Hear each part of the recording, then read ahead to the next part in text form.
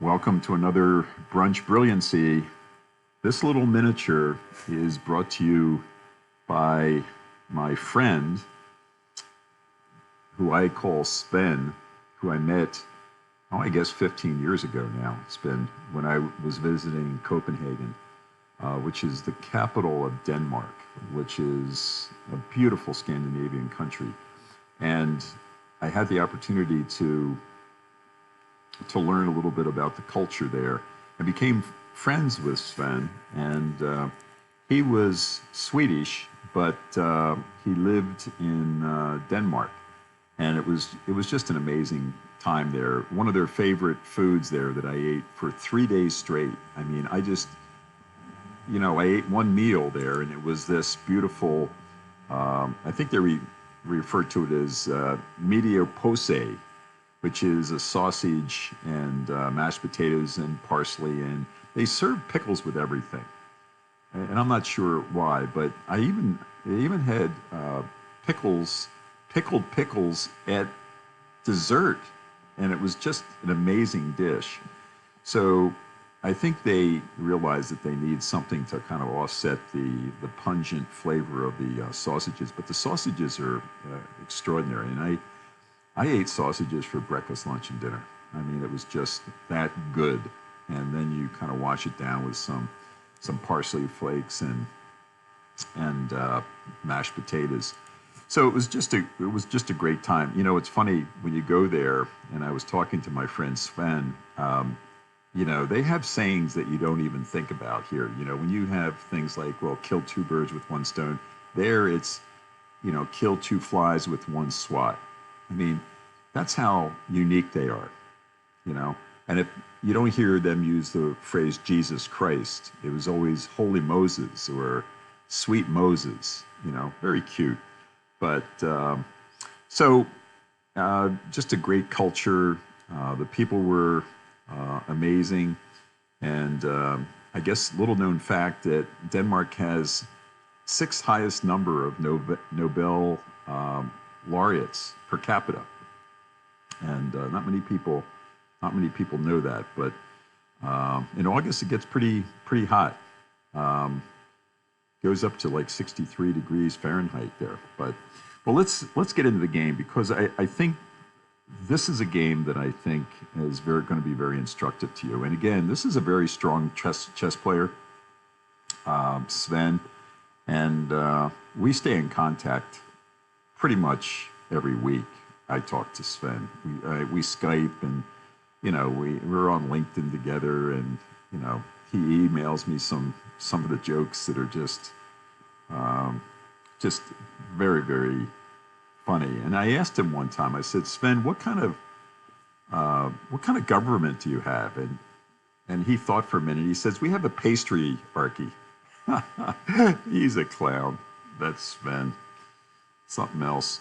But okay, so let me just tell you, Sven's a very strong chess player, but again, when I play a game of chess, I really don't think I'm going to lose. And I think I got to the point where he tried so many different things. He just got so frustrated that he just gave up. And let me just show you some of my moves here. So immediately we start off, and I wanted to start off with something simple. I like the Stonewall opening, so I immediately started off with that, and just focusing on developing my pieces. And again, I don't have to tell you, you don't move pieces more than once in the opening. You try not to move them more than once. So this bishop move to c4 was, just very strategic. So because it allows me to maybe move my knight in and get a little play on the king side there. But my whole goal was to stop him from castling in this game. So I started off, and he moves his queen out. You notice how developed I am now, right? So I put him in check, and he has to move his king. So now his king's tucked back in the corner. And I know Sven well enough to know that this really irritated him. this really got under his skin here. So I castled, got out of trouble, moved my bishop back into safety, and I wasn't too concerned about my bishop being exchanged because I thought his weakness on a7 was enough that I could be willing to give up my bishop and not be too concerned about it. So again, I secure my knight in the center. He takes my bishop off the board. So now I'm threatening his pawn on a7 and my bishop. But I wasn't really concerned about protecting my bishop here. Again, I wanted to advance my pieces, connect my rooks. And then if he took my bishop on f4, then I was just ready to exchange for my queen and barrel down with my rook on f1 and bring my rook over to my a rook to f1 too.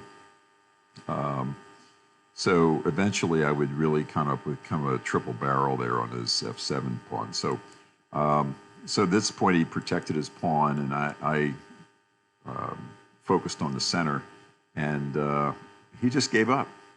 He just said, okay, I've had enough.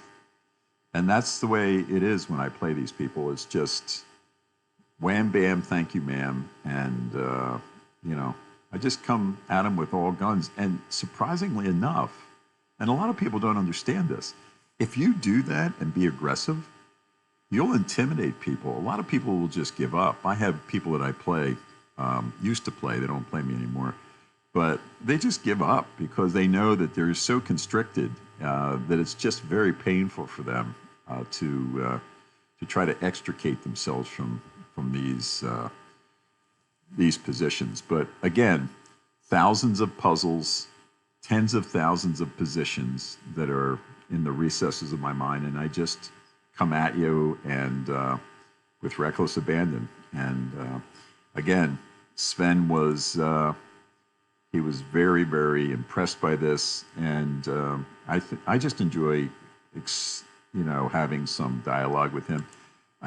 Some of the funny expressions that they have one that I love. If somebody wakes up early in Denmark, they woke up before the devil puts his shoes on. I just thought that was so cute. But again, when I was there in Denmark, I was there for probably the better part of a year.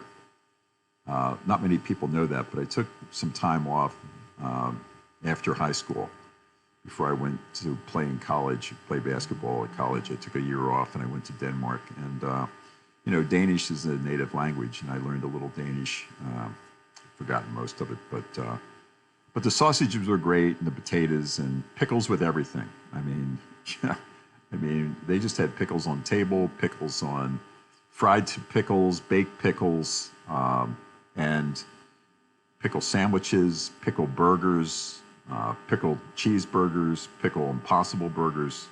I mean, it's just amazing what they serve there. But they're big on breads too. But I love it. Love the place. Love the travel around Copenhagen, and didn't eat much more than just pickles when I was over there. But again, you can see the game. The game was very quick, and but very, very thoughtful in terms of my strategy, my tactics, and how I basically achieve my goals very early. But again, thanks so much for watching. I can't do this without your donations, and when I find out how to put that donate button up there, I'm sure I'm going to get a lot more donors.